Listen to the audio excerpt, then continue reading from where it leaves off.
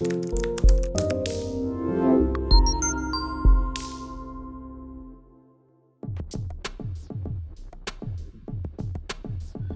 right.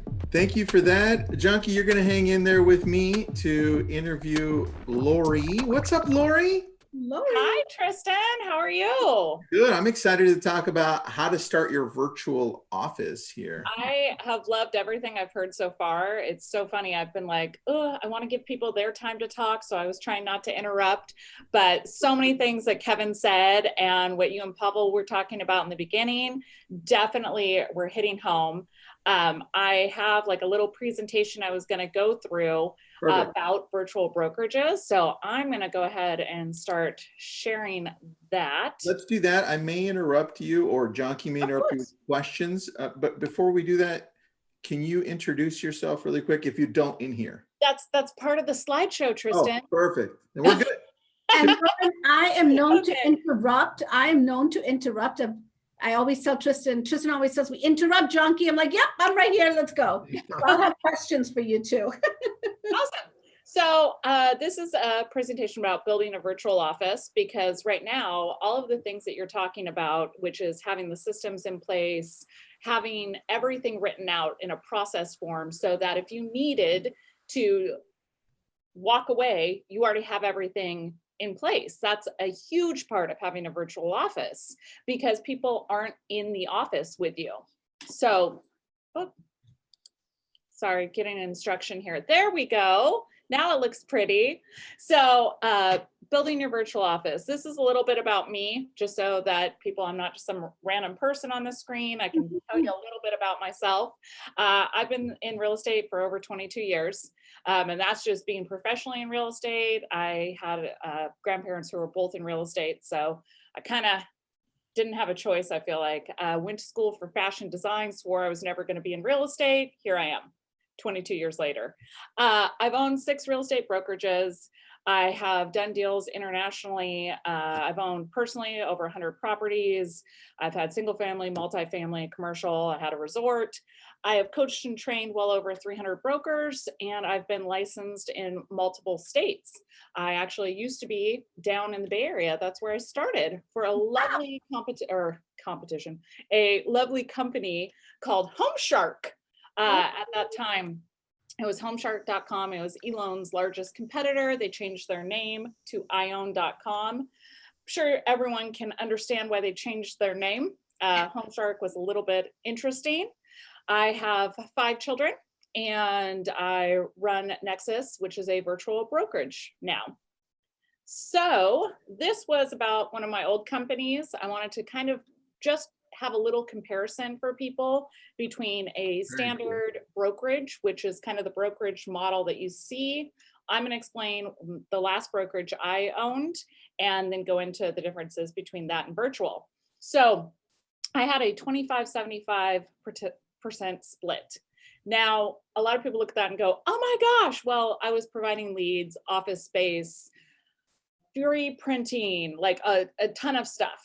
Right. And so that was for brand new brokers coming on board. And if you're joining a team, you're basically going to be at that anyways. So that's what the split was. I had to pay rent, computers, printers, provide all the office furniture. I had 2 admins in office that I paid for. I paid for mentors, designated broker, and managing broker. So there was a lot of people, a lot of money spent on people and training and all of that good stuff. So the offline office, which is a office that is just a standard office model that I think a lot of the brokers right now work in, you have expenses. You've got, like I said, the rent, technology, printer, office supplies. People look at the office supplies and go, there's no way. Well, when you're doing in-office events, whether it be company meetings, whether it be anything, I was providing food, drinks. I mean, you're talking, for 100 people. When I left the brokerage, it was 150 people multiple times a week. That adds up very, very quickly. So office managers, mentors got a percentage of commissions, as they were the people who were training the other brokers. And then, expense, of course. So welcome to COVID times. Wow. Right? I mean, look at that, Lauren. Sorry to interrupt you, but we go from a standard office to now virtual environment because we were pushed into it, right? Think about that one. Yeah. So 80% of businesses went online during the pandemic.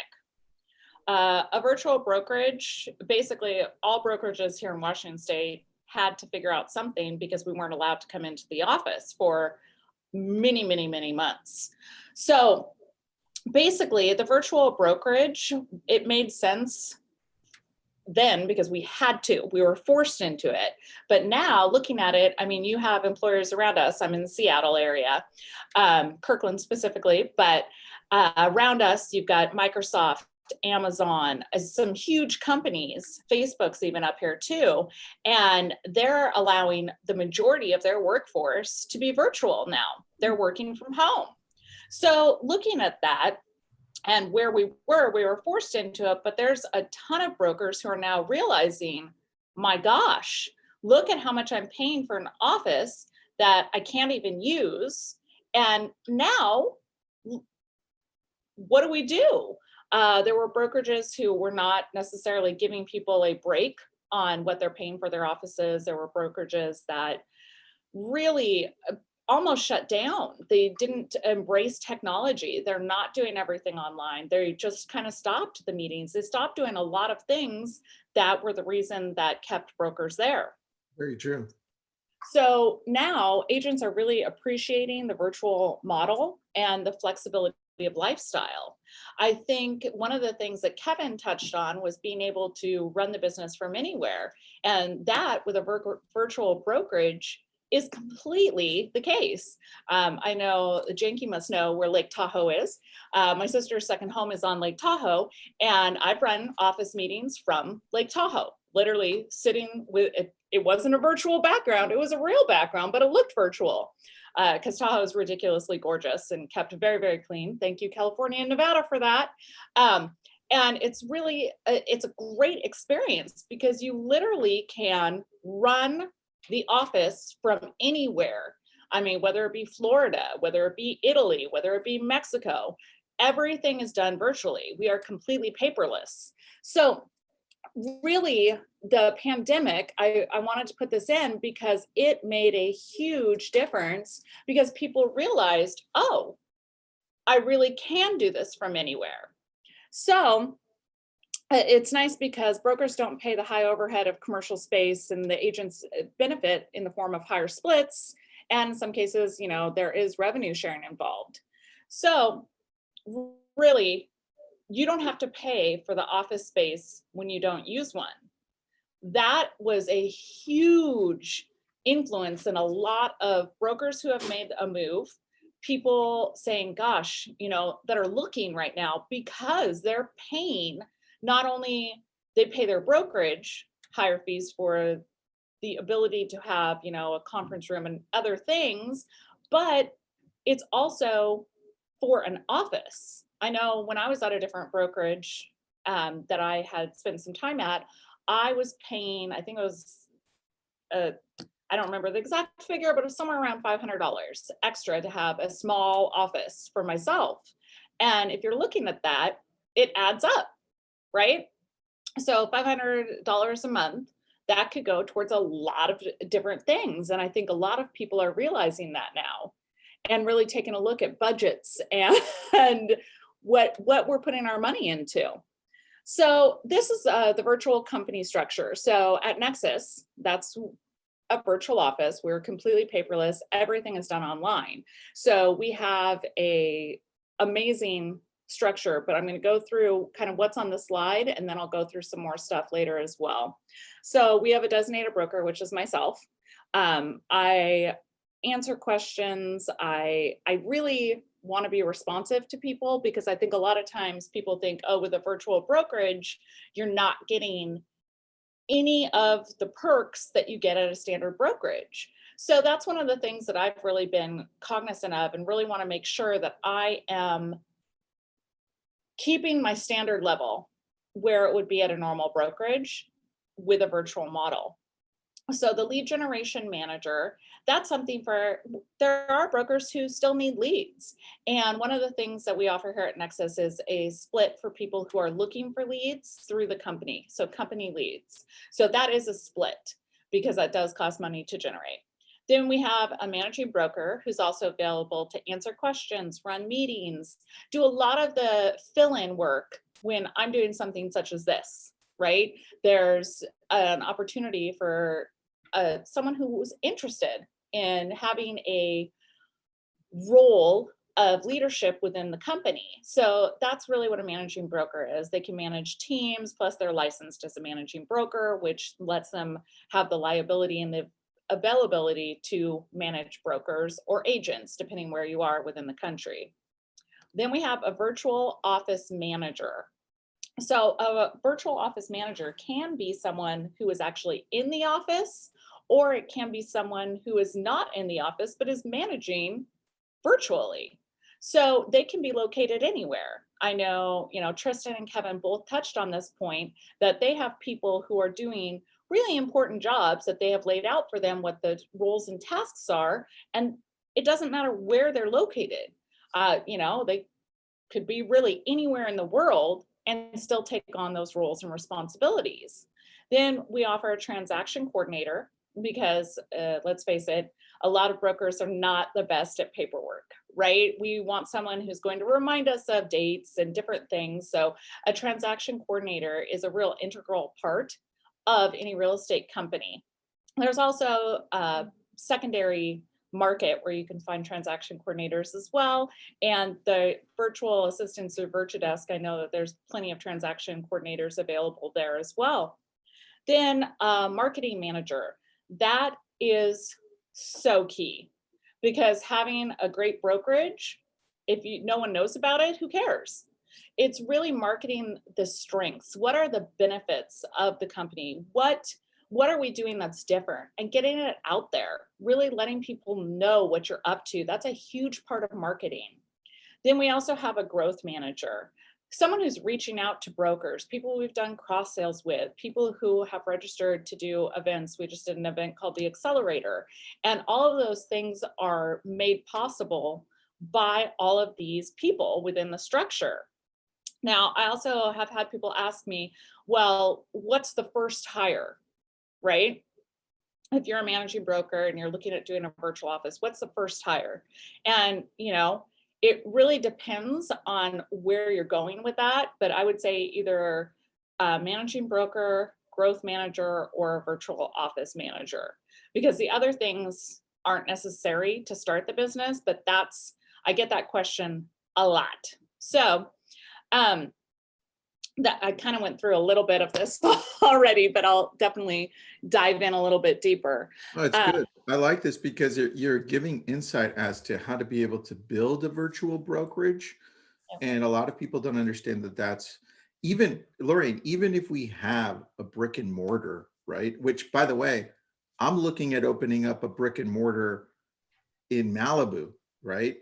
And it doesn't mean that I'm not going to run everything virtually. I just need a presence in Malibu because that's how that luxury world works, right? But this gives insight as to how we can scale this. So continue. I love this. Yeah, I totally agree with Tristan too. I'm in an office right now because we do have a physical office. And so I always have people say, oh, it's not really a virtual brokerage because you have a physical office. And we do have a physical office. And it's great. I love our physical office, but you can have that and still run a virtual model out of a brick and mortar. So thank you so much for pointing that out, Tristan, because a lot of times people think, no, it can only be one or the other. And there's definitely hybrids that can happen. So it's great. And Malibu, that's going to be gorgeous. Congratulations.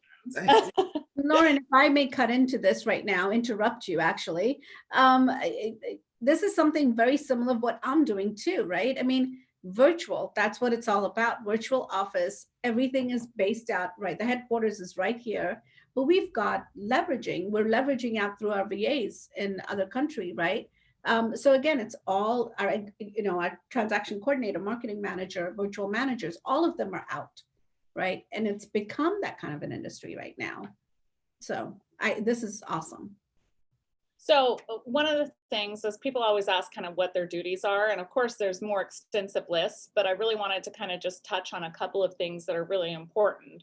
So the virtual office manager, answering phone calls, onboarding new agents, provide daily support to agents or brokers. Now, I will tell you, there's a lot of questions on a daily basis when you have a brokerage, when you're talking, anywhere from 20 brokers to 300 brokers. You are going to be inundated with questions, calls, emails. I mean, it's constant. So having someone that can help manage that is key, because you don't want to drop the ball on that. You want to make sure that they have access to all of those things. They can set up the trainings, the meetings. So when you get an email reminder, hey, this is happening, here's the link to this. All of those things are sent out by the office manager. Your transaction coordinator, like I said, that's a key important role. Having the listing input, escrow, title, all of the things that any transaction coordinator would do. But a marketing manager, I think a lot of times people forget about that when they're talking about a brokerage, because it's not just marketing yourself to clients, you're marketing yourself to agents. So you want to make sure that you have good content and planning, the ads creation, the email campaigns. Video right now, as somebody touched on this earlier, video is key. You have to have a video presence. It cannot just be, here, there's nothing. Yeah, Tristan? We've got a question for you from YouTube here. John, what's up, John? Thanks for hanging in there, man. I know you've been on this for a while, so thanks. Says, hi, Lorraine. So if you were to do your first 20-hour hire, what do you think your most important hire would be? Office manager all day. Nice. Yeah, because they can take on different pieces within this when you're just starting out. They might not have enough work as an office manager to do just the office manager position. They could also take on part of the marketing or other things if you hire the correct person to take on that role. That also helps them with training and talking to the person that is being hired for that position later on. Lorraine, I would almost feel like it's the same thing as an executive admin, right? It just has a different name. I adore my executive admin. I have one, and he's through Virtudesk, and I literally adore him. I cannot imagine not having him do the plethora of things that he does. And he came with a list through Virtudesk, thank you, Virtudesk, of things, tasks that he can do. And he takes on a lot of the things that you do assign later to other people taking on the full role as you grow. So absolutely, the executive admin is a huge, important position. Yeah, we have, Tristan, I agree with that too. We hired our first was our ISA to get the leads going, but then we right away immediately went ahead and did our office manager and executive assistant hire, because that is the key role, the key person that'll just control every aspect of every, department. So the other people that are within the first slide, right, are the growth manager, and that's the person who's basically doing your recruiting. They are doing Facebook ads, they're cold calling leads of people who are just getting their license, they're following up with emails, they're conducting research on cold and warm leads that are people, they're kind of ranking the people, when do we follow up, they manage it in a CRM. They work closely with the designated broker and the managing broker to really make the transition seamless. You've also got a lead generation manager. They check the ad campaigns for new leads. They're doing LinkedIn research. Definitely the growth manager is also doing LinkedIn research, a lot of it.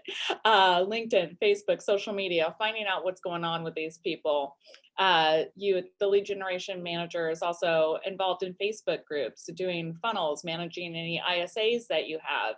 I know a lot of times people talk about just callers, but I definitely refer to people as ISA because I'm old and have done this a long time, and that's what we always called them, right? I remember that's so true. Right? I'm like, oh, I'm aging myself here. So the managing broker, they really support the brokers. They provide weekly training. They create opportunities for brokers when they have listings. You know, they're having them come out and run open houses. There's like, here, I've got this buyer lead I can't take, or they're hiring newer brokers to go show for them. There's just a lot of that. They set the tone for the brokerage. Now, the online office expenses, the great thing is through Virtudesk, these are all full-time, 40 hours a week, not 20. This is the full-time staff, right? And if you look at the difference between the slide of the, you know, brick and mortar versus the virtual online, there's, you know, like a $20-something thousand difference. This is definitely like a huge break. And so this is with, once you get to the degree where you actually have, you know, 1, 2, 3, 4, 5 full-time employees. Then this is what I always share. This is actually one of my social media shares, right?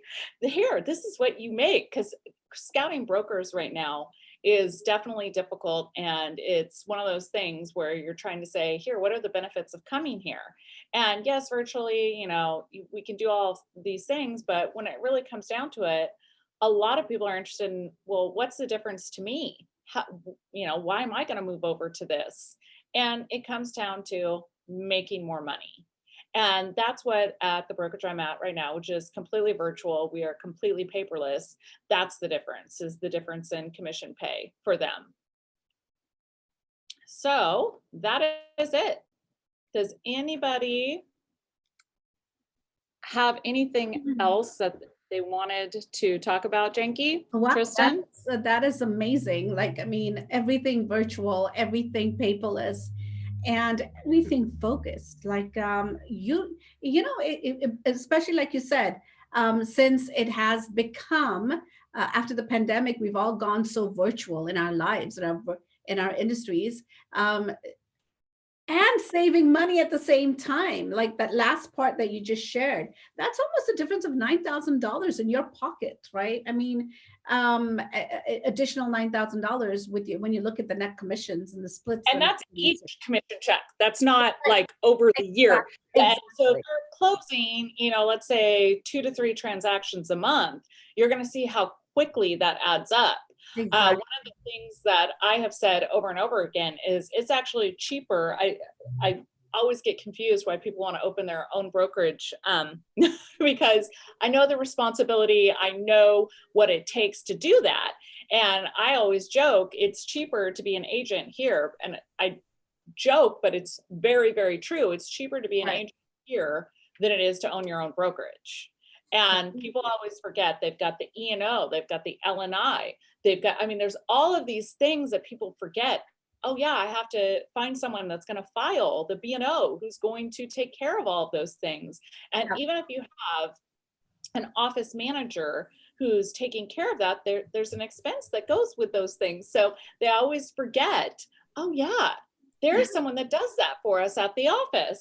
Exactly. So that's, and like you said, it's completely virtual and it's completely paperless. I think that is, you know, when you have a brick and mortar, you see so much, and it's you're in one place. You've got all these expenses, let alone just, hey, it is what is it, coffee time, or it is you know, your cocktail hour. Let's Zoom together as a company. You know, I mean, that's the beauty of it. That's what I love with my VAs. That's what we do. We do a vision board class virtually. You know, we do. You know, I mean, there's so much fun things you could do. And taking the business virtually. I think this is amazing. Thank you, Lauren. We do our office meetings, sales meetings once a week. It's all done via Zoom. It's all recorded. We do training once a week. It's all recorded. It's all available through our online backend website. A lot of times people think they don't have a culture with a virtual brokerage. And it's very interesting because most EXP offices, I'm sorry, I'm not saying anything negative about them. I'm just saying it's actually virtual.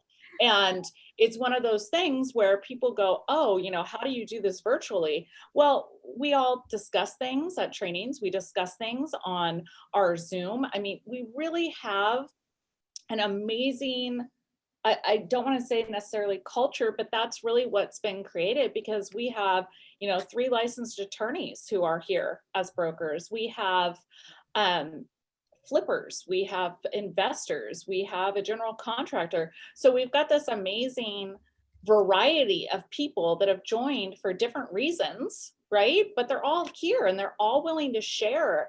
And there doesn't seem to be, from my perspective, right, any of that competition that I've seen in other brokerages. Everyone's just like, oh, hey, I'm doing my thing. This is what I do.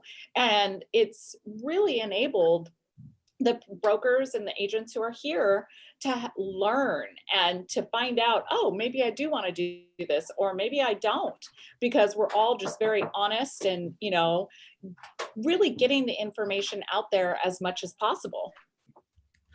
Totally agree. I totally agree. Well, we've got a few more minutes. We've got about 4 or 5 more minutes, Lorraine. I want to talk a little bit about the challenges you've had with a virtual brokerage, or getting that off the ground, right? And running it, because I want to be real with people too. It's not that easy, right? No, so, I might be over 40, we're not going to say, right? Who's counting? Who's counting? I'm not. You shouldn't be. I'm 29 again. What do you mean? Oh my God. Daughter? No. I adopted her. So it's one of those things where I really have had, come up against like, oh, technology. Am I going to be able to do this? And, the technology is always changing. Look, Clubhouse just came out. All of a sudden I'm like, okay, is video going to go away? And so I'm participating in Clubhouse and really learning from that. And that's a whole new ball game that's kind of going back, but it's a forward-thinking movement. So you've got technology challenges. You want to make sure that you're compliant with your state. The state of Washington does allow all contracts to be stored electronically. So we don't need to have a brick and mortar office to store files. They can all be stored electronically, and that can vary state to state.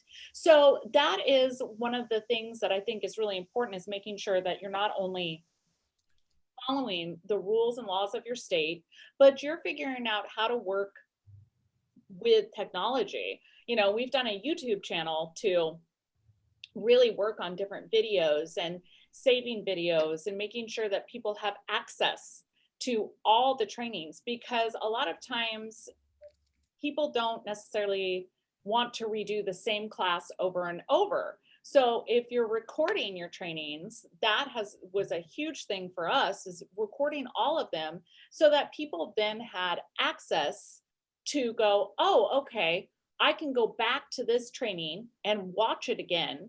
And so really it's been taking the old thinking of making sure that you are responsive and that you're always there to answer questions, and mixing it with technology to get a great blend of kind of service for the agents, because that is part of it. When you're running a brokerage, you are at service to your brokers. I always laugh because people always are like, oh, you're the boss. I'm like, no, I'm not. I have, all of those people are my bosses, because if they're not happy, I don't have a job.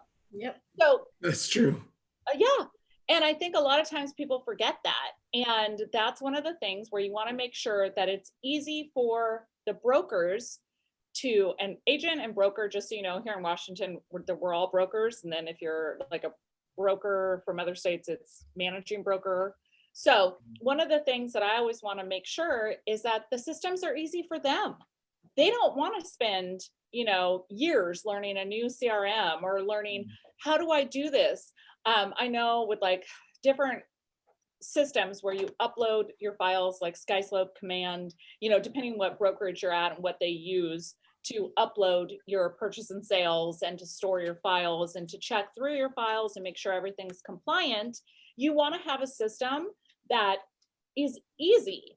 You don't want to have a cumbersome technology where they feel like, oh gosh, I went to this tech company and I just can't keep up, or have to go through, huge training videos. We want to make them short, because brokers and agents don't necessarily want to spend, like I said, all this time being retrained to do something. Makes a lot of sense. I love that. And look, Yeah. those are real challenges that we all have in growing anything. So it's just a matter of doing our best to keep up. One of the things that I find companies in general have a challenge with is being able to continually grow their staff at a reasonably good rate to be able to keep up with the activity that they're getting, right? And it's such a hard balance to find that sometimes, because I find that some companies, they're working their current employees too much, and it's not allowing them to grow into a position deeper. So anyway, I will leave you with that. Lori, you rocked it. Thank you for doing that presentation. It made it much easier for me to follow. Thank Of you. course. Thank you, Lori. Thanks for That was having awesome. I appreciate you. Thanks, Lori. Thanks, Jonky. And then feel free to jump in at any time. You guys, I'm going to be interviewing June. So Awesome. Talk to you guys later. Bye. thank you, Jonky. All right, next we've got, what's up, Pavel? What's up, my man? How are you? Good, good. We got June next. She runs my social media for Tristan and Associates. She also runs a lot of the graphic design work and really directing where the marketing is going for A Brilliant Tribe, and then helps out with some of the other companies